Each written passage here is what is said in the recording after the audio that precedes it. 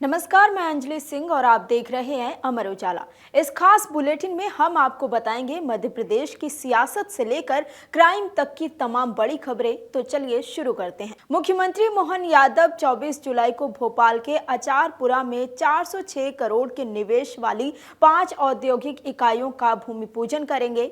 साथ ही 8 उद्योगों के निवेशकों को भूमि आवंटन के आशय पत्र भी सौंपेंगे। कार्यक्रम की शुरुआत अचारपुरा स्थित गोकुल दास एक्सपोर्ट्स की गारमेंट्स यूनिट के भ्रमण से होगी, जहां लगभग 2,500 महिलाएं कार्यरत हैं। मुख्यमंत्री डॉक्टर मोहन यादव कार्यरत महिला श्रमिकों से संवाद करेंगे और इकाई में हो रहे उत्पादन कार्यों का अवलोकन भी करेंगे।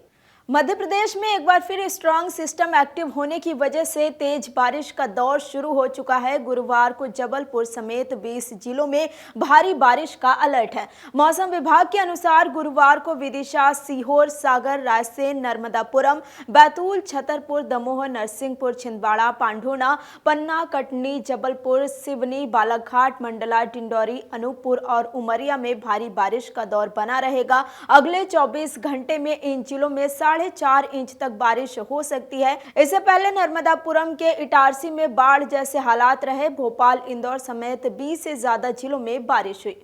मध्य प्रदेश के गुना जिले में 2 सगी बहनों को तेज रफ्तार डंपर ने टक्कर मार दी। दोनों बहनें 9वीं कक्षा की छात्राएं थीं और स्कूटी से स्कूल जा रही थीं। हादसे में एक छात्रा की मौके पर ही मौत हो गई, जबकि दूसरी गंभीर रूप से घायल है। उसका अस्पताल में इलाज चल रहा है।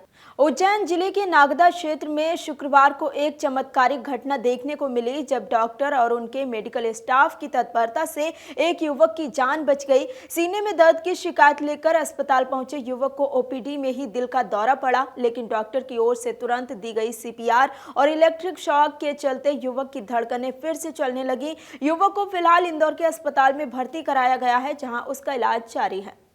धार्मिक नगरी उज्जैन स्थित जवाहर नगर के मनोविकास विशेष शिक्षा विद्यालय में रक्षाबंधन का उत्साह इन दिनों चरम पर है। विद्यालय में अध्ययनरत दिव्यांग बच्चे राखियों की तैयारियों में पूरी तन्मयता और उत्साह से जुटे हुए हैं। इन बच्चों को भले ही रंगों की पहचान और अक्षर लिखने में कठिनाई होती हो, लेकिन त्योहारों को लेकर उनका उत्साह किसी से कम नहीं है। रक्षाबंधन के इस पावन पर्व को खास बनाने के लिए वे सुंदर सुंदर राखियां तैयार कर रहे हैं।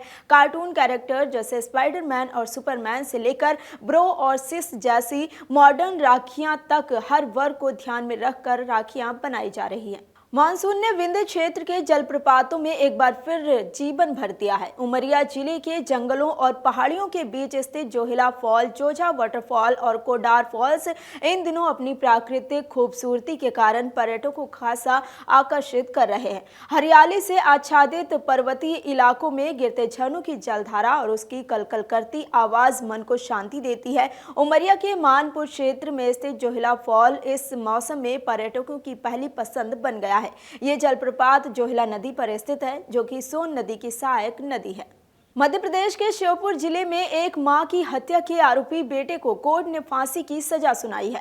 बेटे ने संपत्ति हड़पने की नियत से अपनी मां की निर्मम हत्या कर दी थी। पहले उसे छत से धक्का दिया, फिर गला घोंटकर मौत के घाट उतारा और बाद में शव को बाथरूम में दफना दिया। मामले में बुधवार को विशेष न्यायाधीश एलडी सोलंकी ने फैसला सुनाते हुए कहा कि आरोपी किसी भी प्रकार की दया का पात्र नहीं है।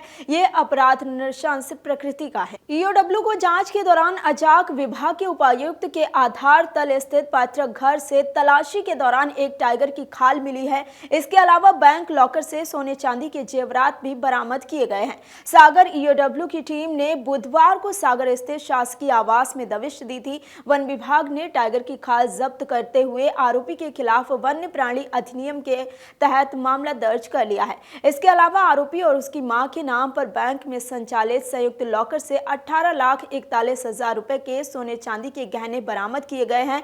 पैतृक निवास से मिली संपत्ति की रजिस्ट्री का मूल्य 45,53,000 रुपए बताया जा रहा है। साथ ही पैतृक निवास से करीब 19 लाख नकद और सागर स्थित शासकीय आवास से 2,80,000 का सामान मिला है। मध्य प्रदेश के खरगोन जिले के बड़वाहा थाना क्षेत्र के बेलमपुर बुजुर्ग गांव का एक ग्रामीण प्रयागराज में हुए महाकुंभ के दौरान लापता हो गया। इसके बाद अब तक उसका कोई पता नहीं चल सका। यूपी पुलिस भी उन्हें तलाश नहीं कर पाई। इससे परेशान उसकी पत्नी और पीड़ित परिवार ने खरगोन एसपी धर्मराज मीणा से मुलाकात की और गुमशुदा व्यक्ति को तलाशने की गुहार लगाई है। भारतीय पंचांग अनुसार बुधवार को भगवान पशुपतिनाथ का दूर्वाभिषेक कर स्वतंत्रता दिवस का पर्व मनाया गया। इस दौरान विद्वान आचार्यों द्वारा भगवान पशुपतिनाथ की पूजा अर्चना भी की गई। साथ ही आगामी दिनों में निकलने वाली शाही पालकी और शाही सवारी को लेकर पशुपतिनाथ मंदिर कार्यालय में कलेक्टर व एसपी की मौजूदगी में बैठक कर कार्यक्रम की रूपरेखा तैयार की गई।